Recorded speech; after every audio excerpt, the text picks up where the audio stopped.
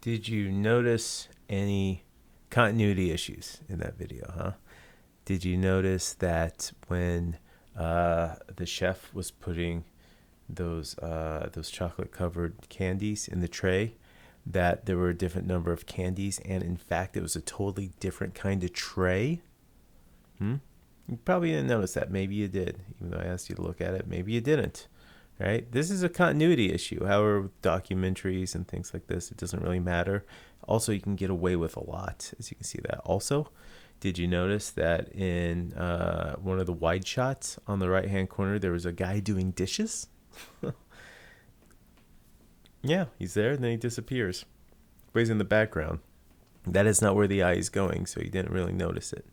So, though it's bad to have things like this, little continuity issues in your edit, sometimes they can't be avoided, and sometimes they get in on there. For instance, I just cut a film, a children's film, where some of it took place in the 1880s, right? It's called Lost Treasure of Jesse James. And, there's this kind of gunfight thing with cowboys and stuff like that. And we just noticed, and this film's been done for a while, that off to the left corner in one of the shots, one of the 1880 cowboy actors had their cell phone out. So after watching it over and over again, didn't see it because all the action wasn't over there.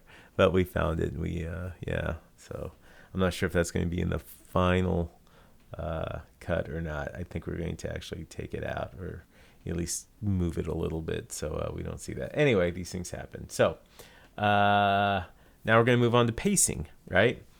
So pacing is how fast or slow your video is edited, right? Must match pacing throughout the scene, right? Not matching pacing can cause awkward moments. Now, sometimes you can argue this and be completely correct. You want those awkward moments when it comes to the pacing of editing, right?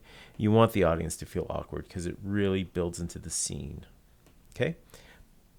But that's not what we're doing for this assignment. For this assignment, we are doing completely 100% continuity editing, where the pacing should be somewhat the same. This is kind of like the 2-3 second shots, right? Long shots for scene one. We're doing two scenes. In scene two, it's going to be its own pacing, which is just going to be kind of long and dragged out, right? Because we have to do it. This is continuity editing. Okay?